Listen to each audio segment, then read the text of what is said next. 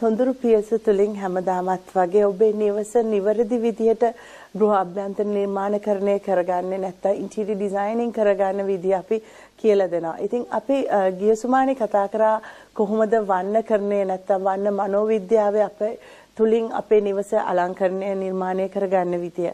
ඉතින් අපි දන්නවා වර්ණ ගැන කතා කරාම ඒ එකම සම්බන්ධයි ආලෝකකරණය.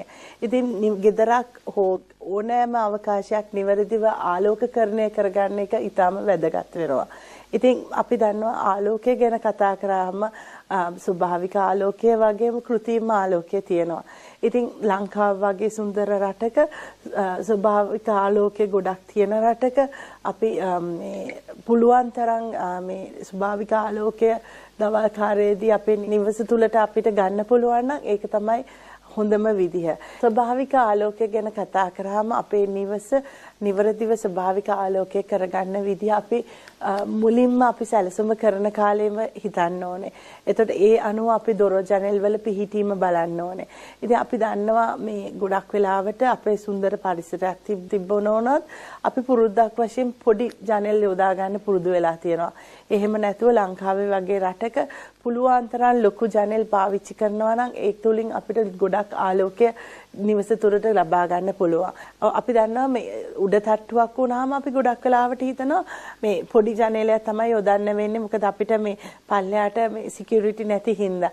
එහෙම නැතුව අපිට පුළුවන් මේ ජනේලයක් ලොකුවට අරගෙන ෆික්ස් පැනල් එකක් වගේ පල්ලයට දාලා උඩත් මේ ෆ්‍රෙන්ච් වින්ඩෝ එකක් වගේම කරන්න. එතකොට ඒ තුලින් අපිට මේ අපි කෘත්‍රිම බැල්කනි එකකුත් අපිට ලබා ගන්න පුළුවන් කාමරේට. ඒ කියන්නේ අපි වෙනමම බැල්කනි එකක් කරලා ඒක ජනේලකින් මේ හදනවට වඩා ඒ ජනේලය යට ටික ෆික්ස් විදිහට අරගෙන උඩ ජනේල් පියන්න අරින්න පුළුවන් නම් ඒ තුලින් අපිට බැල්කනියක් සහ ලොකු ජනේලයක් තුලින් ලොකු ආලෝකයක් අපේ නිවසට ලබා ගන්න පුළුවන්. අනිත් විදිහ තමයි අපිට ආලෝකය මේ වීදුරු ඒ කියන්නේ මිරර්ස් වගේ ඒවා මේ කණ්ණාඩි වගේ ඒවා පාවිච්චි කරලා පරාවර්තනය කළා තැලින් තැනට මේ එක ජනේලකින් එන ආලෝකය පරාවර්තනය තුලින් ලබා ගන්නත් පුළුවන්. ඒ වගේමයි කෝට්යාඩ්ස් පර්ගෝලාස් වගේ දාලා ඒ තුලිමුත් අපිට මේ ස්වභාවික ආලෝකය ලබා ගන්න පුළුවන්. ඉතින් ඒ වගේමයි කෘත්‍රිම ආලෝකය ගැන කතා කරද්දිත් අපේ සැලසුම අනුව අපේ නිවසේ මුලින්ම අවකාශ ටික සැලසුම් කරලා ඒ සැලසුම අනුව ඒ ගෘහ භාණ්ඩ එන ආකාරය අනුව ඒවට සුදුසු වෙන විදිහට අපිට තනින් තැනට කෘත්‍රිම ආලෝකය අපි මුලින්ම ප්ලෑන් අවුට් කරගන්න ඕනේ. ඉතින් එතකොට අනිත් එක අපි දන්නවා මේ අපේ දැන් උදාහරණයක් වශයෙන් ලිවිං රූම් එකක් ගත්තාම ඒ ලිවිං රූම් එකේදී අපේ අනන්‍යතාවය පෙන්වන තැන. එතකොට අපිට ඒකෙදී එක විදිහේ කෘත්‍රිම ආලෝකවල පාවිච්චි කරන්න පුළුවන්. ඒ කියන්නේ ඉෆෙක්ට් ලයිට්ස්, ඇම්බියන්ස් ලයිට්ස් ඒ වගේ ඒවා අපිට පාවිච්චි කරන්න පුළුවන්. හැබැයි අපි මුළු තැන්ගයක් නැත්නම් කිචන් එකක් වගේ ගත්තාම ඒකෙදී අපි කරන කාර්යයට උපකාරී වෙන විදිහට හිතලා තමයි අපි ලයිටින් කරගන්න ඕනේ. එතෙන්දී අපි ලස්සන ගැන හිතනවට වඩා අපි ගොඩක් වෙලාවට මේකේ ප්‍රායෝගිකව මේ අපේ කරන කාර්ය මොකද්ද ඒ අනුව තමයි අපි මේ ආලෝකකරණය කරගන්නේ. අනිත් එක තමයි මේ වර්ණකරණයේදී ආලෝකය වෙනස් වෙනවා. ඉතින් අපි වර්ණ යොදද්දී ආලෝකය අපිට මේ ආලෝකය තුලින් ඒ අපි යොදලා තියෙන වර්ණ වෙනස් කරලා අපිට ඒකෙමුත් ලස්සනක් ගන්න පුළුවන්. ඒ වගේමයි මේ දැන් අපි ගත්තාම කෘත්‍රිම හා මේ ස්වභාවික ආලෝකයේ දෙකෙන්ම අපිට හෙවණැලි එනවා. ඒ හෙවණැලි තුලිමුත් අපිට පුළුවන් ලස්සන මේ හෙවණැල්ල තුලිමුත් අපිට ලස්සන මේ රටාවන් නිර්මාණ අපේ මේ අවකාශ තුලට ලබා ගන්න පුළුවන්. ඒ වගේමයි කෘත්‍රිම ආලෝකයෙන් ලැබෙන ලෑම්ප් ෂේඩ් වලින් නැත්නම් ඒ වෙන ගෘහ භාණ්ඩ වලට වැදිලා එන හෙවණැලිත් අපිට නිර්මාණයක් විදිහට ප්‍රයෝජනයට ගන්න පුළුවන්.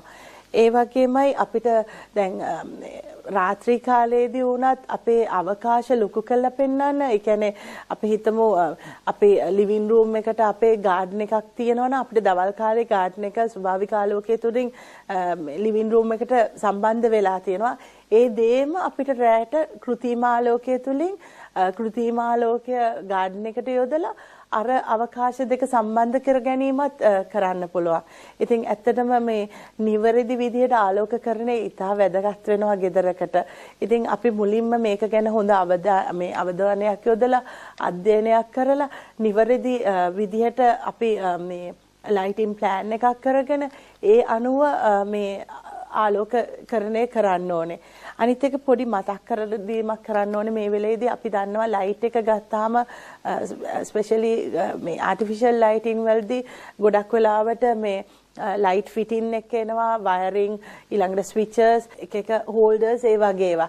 ඉතින් අපි දැනගන්නවා අපි හිතන්නේ මේ ගොඩක් වෙලාවට මේක හරියට ප්ලෑන් කරලා මේ වයර් එක කොහෙද අපි හංගන්නේ ඊළඟට මේ වයර් එක අපි පේන්නේ නැති වෙන්න ඒකට මැච් වෙන හෝල්ඩ් එක මොකද්ද ඒව ගැන ඔක්කොම හිතන්න ඕනේ. මොකද එළිය ගැන විතරක් හිතලා ලෑම්ප් ෂේඩ් එක ලස්සන වෙලා විතරක් මදි.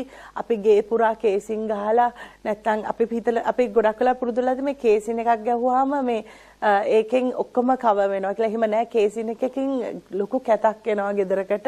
ඉතින් මේවා මුලින්ම ප්ලෑන් අවුට් කරගෙන ඒ වයර් පේන්නේ නැති වෙන්න අපි පොළවෙන්ද බිත්ති වලින්ද සීලිමෙන්ද වයරින් ගන්න කියන එක අපි හිතලා බලන්න එක ඉතාම වැදගත් වෙනවා.